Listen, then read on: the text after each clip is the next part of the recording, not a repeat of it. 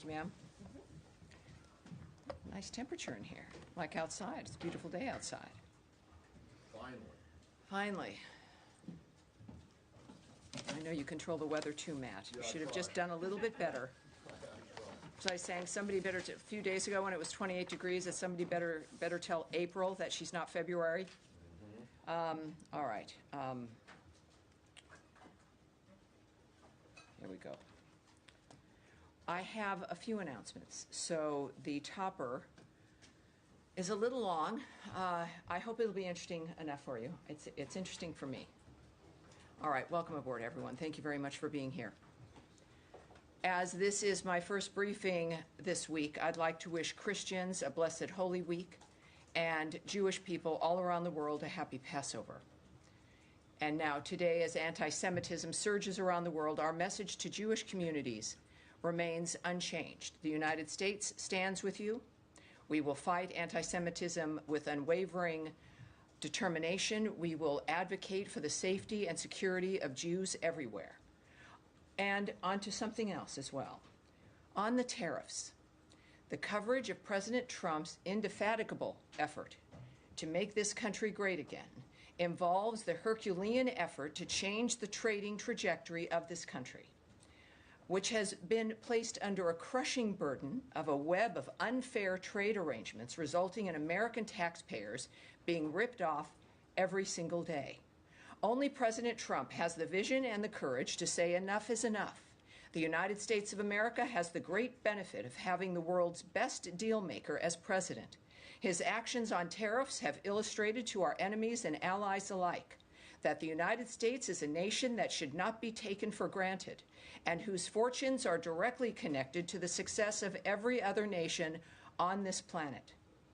Through this process, Americans and people of the world over have been reminded about how America has been taken advantage of, and that, courtesy of President Trump, we have a way to fix the damage done to this nation and the world by the global left. Now, with over 130 countries coming to renegotiate their trade relationship with the United States, President Trump has reset not just the trade environment, but has also reminded the world that respect matters and will be expected by President Trump and the people of this nation. In announcements for today as well, the State Department has canceled another 139 grants worth $214 million under Secretary Rubio's direction. As the Secretary said, quote, "The American taxpayers should not be funding misguided programs.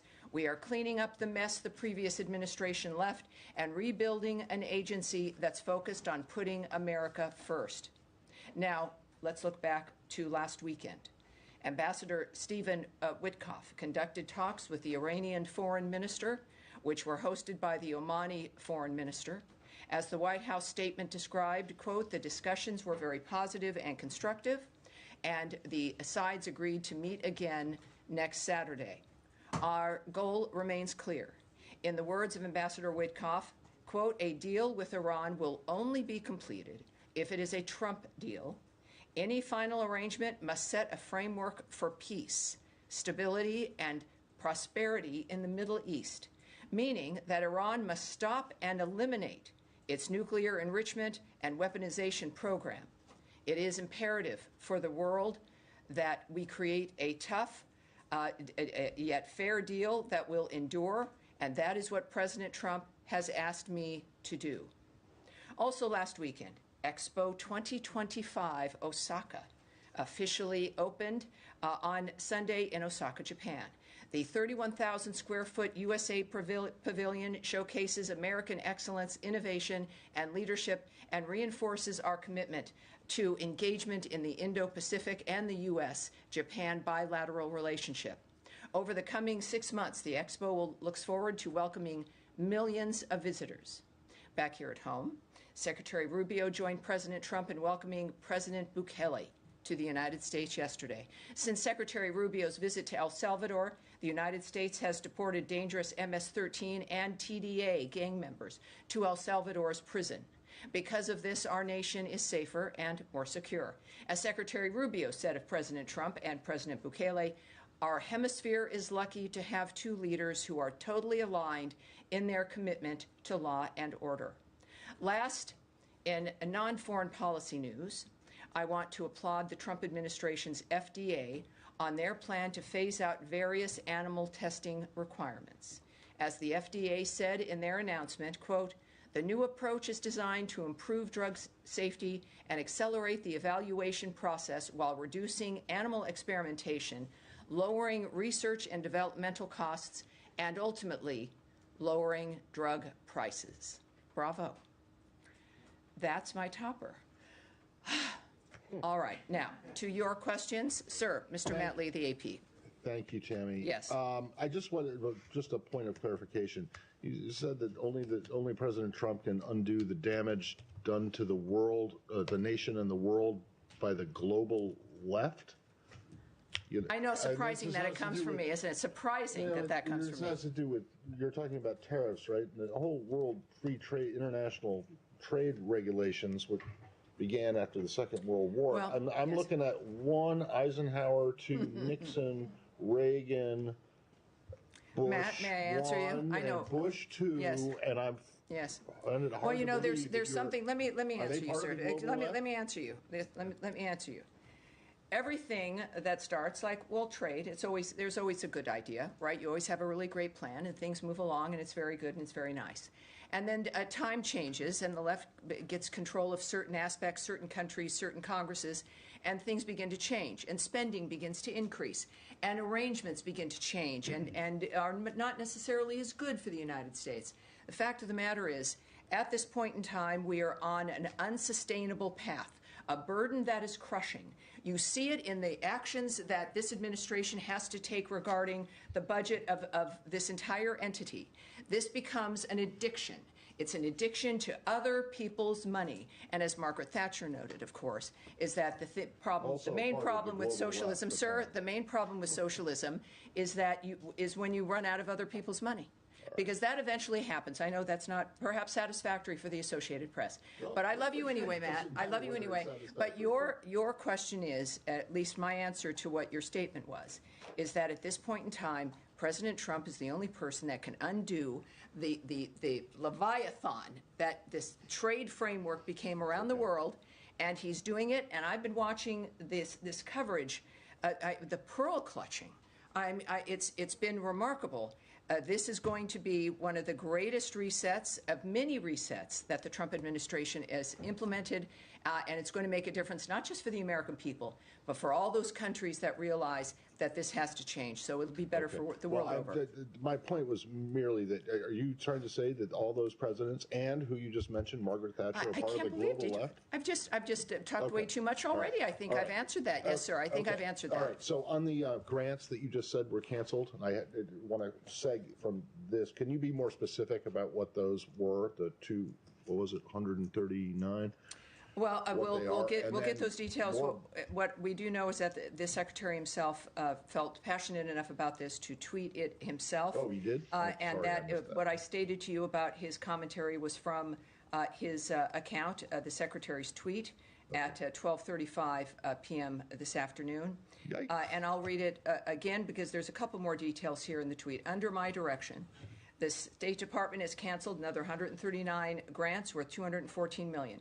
The American taxpayers should not be funding misguided programs like building the migrant domestic worker-led movement in Lebanon or get the trolls out in the United Kingdom. We are cleaning up the mess the previous administration left and rebuilding an agency that's focused on putting America first. So those are two examples that the Secretary shared. There are, because I'm a mathematician, 137 more. And I'm sure at some point we will, I believe that, I'll tell you what, let's see if we can find the full list. And we'll move ahead accordingly. So, and that just segs into the broader budget question. You saw the reports yesterday and the day before about the OMB plans for a drastic reduction in the State Department, or the Function 150 budget, which includes state and USAID. What can you tell us about that? Those? I can tell you that throughout the history of the United States, everyone has a budget plan. And everyone has ideas for budgets. And every president has a budget plan and sends it to Congress. And then Congress either accepts it or they have their own ideas, which happens more often than not. I can tell you that whatever you've seen in public was not released from this entity, it was not released from this department, it was not released by the Secretary, that there is no final plan, final budget, final dynamic. That is up to the White House and the President of the United States as they continue to work on their budget plan and what they will submit to Congress. So I would suggest that you check with the White House. But the kinds of numbers, and what we tend to see, is reporting that is early or wrong or based on leaked documents from somewhere unknown, and then everyone writes stories about those things. And earlier, when I was speaking with our bullpen here, whom I love most of the time, it would be wise to be cautious before acting on every single element you see leading up to something as important as this budget coming in from President Trump. So we'll wait and see. Of course, again, these are not known or finalized or planned. Only President Trump has that information, and we're going to see it soon, I'm sure. Okay. All right. Thank you. Yes, ma'am. I'll follow up on that, though. There was some criticism from Democratic lawmakers about contributions to international organizations dropping by 89% from $1.4 billion last year to $169 million, including, quote, eliminating funding for the UN and NATO. Is that something that the department is considering, eliminating funding from those agencies? You know, that's from a story that is looking at a memo that was leaked or not from a plan that is a suggestion. What I can tell you, though, is it really makes me concerned when I see the word eliminate. I traveled to NATO for that summit with the Secretary. Every meeting, every moment, every time on camera, in every bilateral meeting, talking with the Secretary General, the one message, it was with several messages, but the singularly important message that everyone there cared about was the fact that the Secretary of State of the United States reiterated our complete commitment to NATO, as has the President of the United States. Now, what we also want in our commitment means that we want to make sure and help to make sure that the nations in NATO can actually deliver on the mission of NATO, which is to be a deterrent. It is not to help with wars or to help fight them or to fund them or to make it a little bit better as the wars are going on. NATO was meant to be a collection of entities that would stop the bad actors from doing the bad thing, because it would be very, very bad for them if they did it. And at this point, clearly, we've got nations that have got to ramp up, share the burden, increase their defense spending, not because we're meanies, but because we are committed to NATO. And NATO has to be the thing that it has been purported to be and expected to be at the beginning and wants to be. I have to tell you that there was recognition of this fact. At NATO, the number of countries increasing their budget commitment to defense, the recognition that it was an important thing, without exception. And that's where, when we think about a story about eliminating funding to NATO, couldn't be further from the truth. This is about making NATO stronger, making NATO, well, dare I say, great again. But that's where it becomes like fear-mongering and understandably upsets people. But as I've said with the other review we've had with the foreign aid, some things will change, but it doesn't mean that we've changed our commitment to something, but it may look different. That if, in fact, other nations are coming together and raising their commitment and their contribution, perhaps the American contribution then does come down, and yet NATO is stronger. So that is, I think, part of what every family does, is looking out for each other, being honest, and providing solutions to that problem. So that story comes from the same speculation that has come from other documents that are moving about, when nothing could be further from the truth, and certainly commenting on numbers they might have is not helpful. There will be plenty to discuss when President Trump releases and sends to Congress his budget bill. Yes, sir. Thank you. I've got one on Syria and one on Yemen. Has the department made any decision, or is it reviewing potentially granting visas to any Syrian ministers for next week's World Bank and IMF meetings? let's take that back. I don't have information on that. It's a good question, of course, with the meeting coming up, but I'll have that to you. And was it Yemen? Yes. We've obviously, the U.S. has been engaged in a military campaign over there for the past several weeks.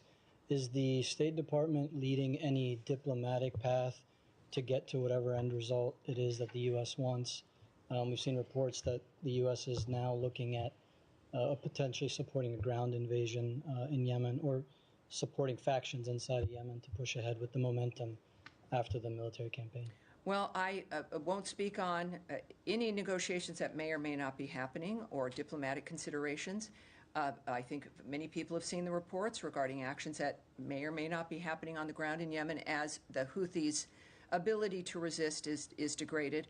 That's not something I can remark on. Of course, though, when we think about the nexus of the nature of what's happening in the Middle East, the United States has made its point clear, as the Secretary and through the President, through the ceasefire work and the nonstop efforts regarding the issues in Israel and on the Gaza Strip, and certainly now in the remarkable fact that Iran is at the table regarding their condition, which has also been affected, of course, by the degrading of Hezbollah, certainly the disaster that Hamas has brought that region, including Iran.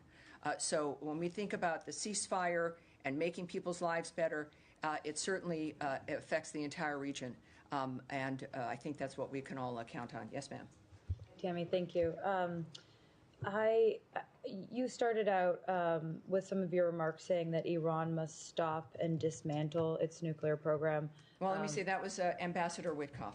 Yeah, echoing what Ambassador Witkoff tweeted earlier today.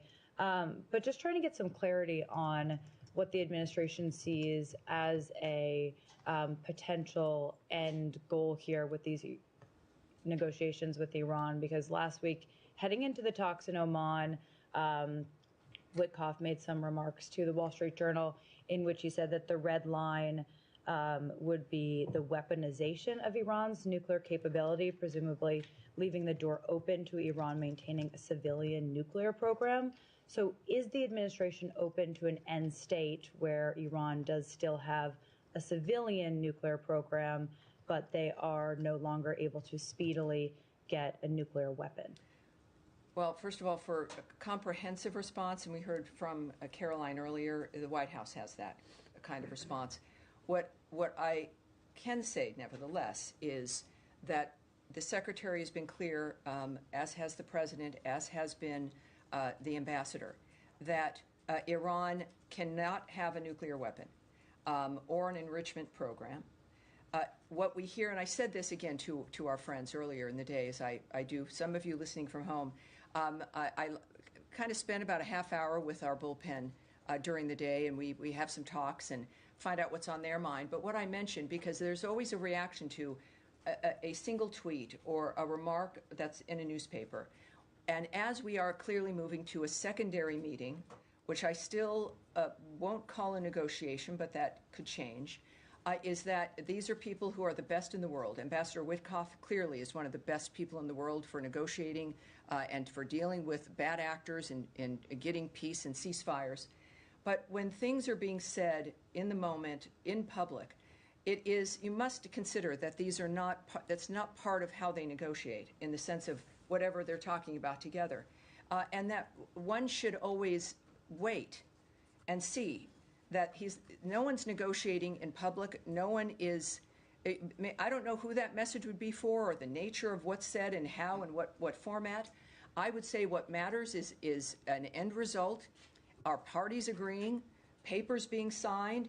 It is not what people say, but the actions they take. We have shown that as a nation when the actions that we take and the nature of what we commit to, you can combine the two of what we say and what we do.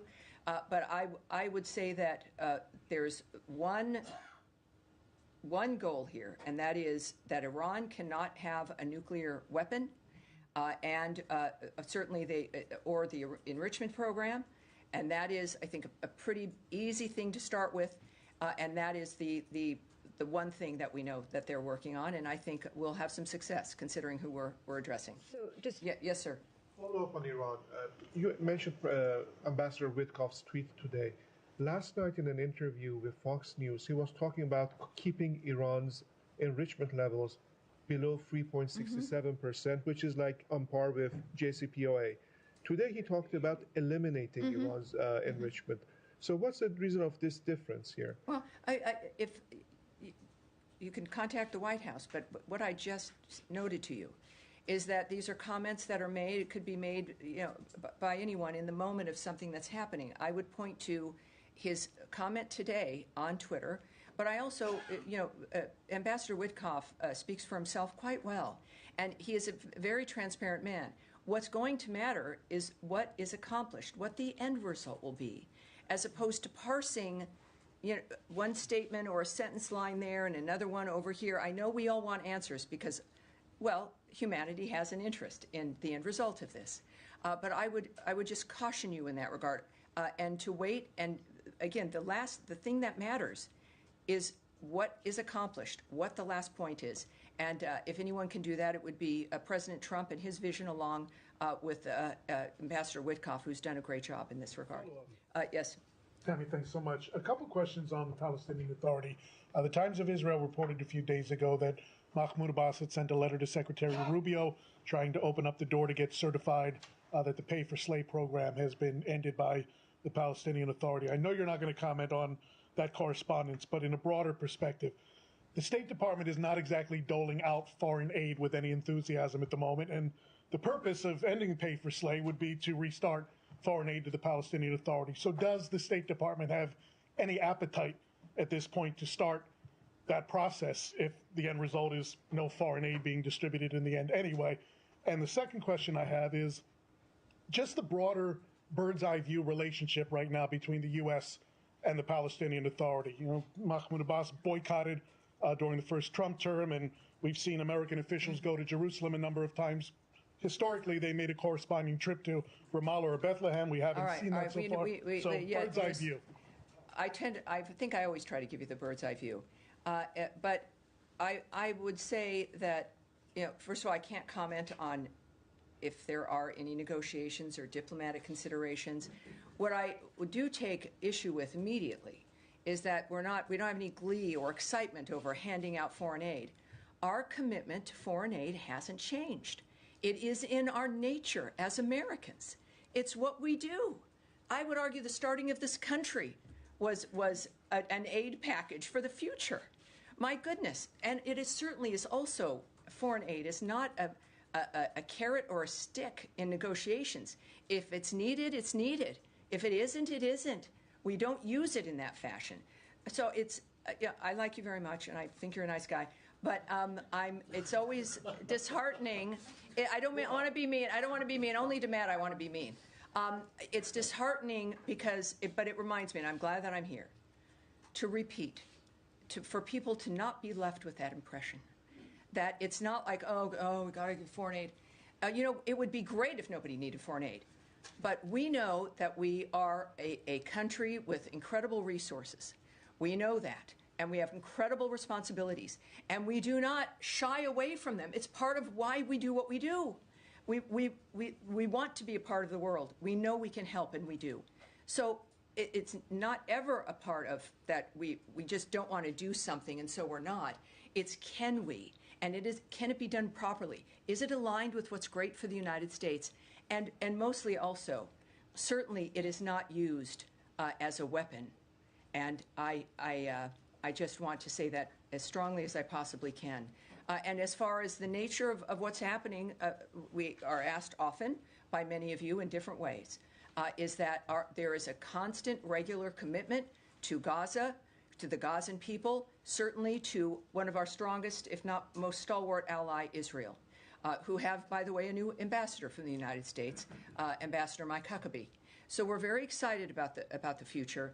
We are working constantly to have a ceasefire and to change the trajectory on the ground. That has not stopped. Yes, sir. Yes, sir. Thank you, Tammy. No, please. Meanwhile, in Bangladesh, there are so many reports, like the New York Times also before 2 weeks reported the alarming rise of Islamist terrorists, Islamist extremism in Bangladesh under the Yunus-backed regime, including protesters openly displaying Osama bin Laden's images, even Nazi symbols like picture like this from Dhaka, yes, and targeting American brands like KFC, Coca-Cola with anti-Semitic rhetoric allegedly incited by figures like advisors of interim government of Bangladesh. Sir, I've heard you, and I know and I appreciate your passion, and Bangladesh is a country with certain issues. They are also a country that we've talked about often, certainly with the questions from the crew here. So for a specific dynamic, I'm going to have us take that away. What I do have is something I want to mention regarding Bangladesh, which is that there's been an arrest of a UK MP, Tulip Sadiq. This from the Bangladeshi courts have issued that arrest. It is, of course, all of this, and what you're discussing, even protests, etc., are a matter for the Bangladesh authorities to handle. And, of course, talking with them matters a great deal as well. So ultimately, the future of Bangladesh is going to be decided by the Bangladeshi people. They're facing what you've been describing for some, and in others that, of course, we've seen the reports as well. And, elections matter. We know, I don't want it to sound trite here, but it's true. Democracy matters, and actions by people matter to confront issues that might, in fact, as we've seen over the last 20, 25 years, destroy their lives. It's pretty clear what the choices are for many nations on this planet. So thank you, sir. Yes, sir, with the beard. Thanks, Tammy. I wanted to ask about negotiations with Russia. Has there been any discussion of sanctions relief, and has the White House asked the State Department to draw up any list of sanctions that could be removed? I won't speak to any discussion between the White House, certainly, and the State Department, Secretary Rubio, and any other leader here. What I can say is a reminder that what was clear from the beginning, there would be no negotiations, no decisions, no arrangements until after the carnage has stopped. And after Palm Sunday, it's clearly a dynamic where there have to be more questions about the nature of who's really committed to peace and a ceasefire. But there is no negotiations or arrangements and based on the regular statements from the administration and from Secretary Rubio as well, that until it's a meat grinder. That has not changed. And until that stops, nothing like that is happening. And yet we continue to work, obviously, for the ceasefire in that regard. Yes, sir. Hi, Tammy. Thank you. I had a question about Sudan. The outgoing Biden administration declared the RSF's actions as a genocide. Does the Trump administration agree with that designation of genocide? Here's what I can tell you about what's been happening. The United States condemns in the strongest possible terms the RSF's continued escalation of attacks on Al-Fasher, North Darfur, as well as the attacks on nearby Zamzam and Abu Shuk, internally displaced persons, which is the IDP camps. We are deeply alarmed by reports the RSF has deliberately targeted civilians and humanitarian actors in Zamzam and Abu Shuk. We condemn the RSF's attacks on the most vulnerable of civilians, including killings of at least 10 U.S.-funded relief workers providing critical life-saving assistance. We urge the protection of civilians, including humanitarian workers. We also call for the opening of humanitarian corridors to enable humanitarian access and the safe passage of civilians fleeing violence. The belligerents must uphold their obligations under international humanitarian law and must be held accountable. So are you declining to affirm the designation of genocide? I've made my statement clear, but what this does mark, today marks 2 years since the start of the conflict in Sudan. And this conflict has caused death, destruction, and a displacement crisis that has the potential to destabilize the entire region with massive flows of displaced people, arms, and disease. It is past time for the warring parties to put down their guns and negotiate a durable peace that allows for broad-based participatory dialogue so the Sudanese people can decide their future in a peaceful and unified Sudan. Yes, I've answered you. I've extensively answered you quite extensively, sir. Go ahead, please. On Sudan, I wondered, the previous administration had been involved in trying to facilitate peace talks between the two parties. Are there any such activities going on? Well, I can't report on anything that is happening or might happen, but again, I think that the Trump administration and Secretary Marco Rubio have proven their commitment to these kinds of issues in a way that no other administration, frankly, has in facing these dynamics all around the globe, especially with the nature of the kinds of carnage and the relentlessness. So while I can't speak to you about specifics, I think that we all know what this administration stands for. Yes, in the blue jacket. Two questions, briefly. One is in regard of the visit of the Jordanian Prime Minister today at 3:30. If you can tell us a little bit about the topics that are going to be discussed. No. I'm assuming Gaza. No, I can't. It's so nice. It's so nice with the Italian reporter, the nice Italian accent. Right. Can you tell? It's like no. No, I understand. Fine. The second. There's question, plenty to talk about, I'm sure. I mean, you know, understand. Yes. No problem. The second one is regarding the CAT announced by Secretary Rubio, if I'm not mistaken, on the funds on United Nations and NATO. That was asked. That was asked. There's been no. There was some reports on the. Well, there's always. I love you guys, but there's always some report. Can you share? And I answered very specifically.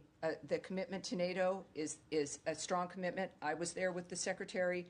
That was a singular, really a main message about our commitment to NATO is as strong, if not stronger. Our presence indicates that, but also our words and our actions indicate that. And our asking our NATO partners to become stronger and more involved in their own defense spending is an indication of that commitment to NATO. All right, you guys. I think that's gonna be it, you guys, for today. I have to be somewhere, which is unusual. Normally, it's only here that I have to be.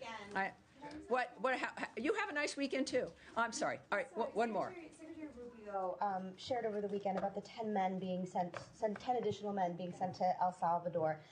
Do you know on which authority they were sent? Was it AEA or Title VIII? So, first of all, he did note that, and which means this country is certainly a little bit safer, isn't it? I would refer you to the Department of Homeland Security and DOJ, which makes those kinds of decisions. I would also note that it was great to have President Bukele here. Clearly, a remarkable man and such a great ally, helping to make America safer again. And his love for the American people is I think pretty obvious, even though he loves El Salvadorans more, I'm sure. But it was a great weekend in that regard. Obviously, not a good weekend with certain other actions. But this is a busy administration. It is a country that is standing ready to do what's necessary to help not just their neighbors, but also the rest of the world. We're not even 100 days in. And it's I don't know, I'm having a great time. I don't know about you guys. So I look forward to more, and thank you for that question, and I will see you on Thursday. Thank you, everyone. Except for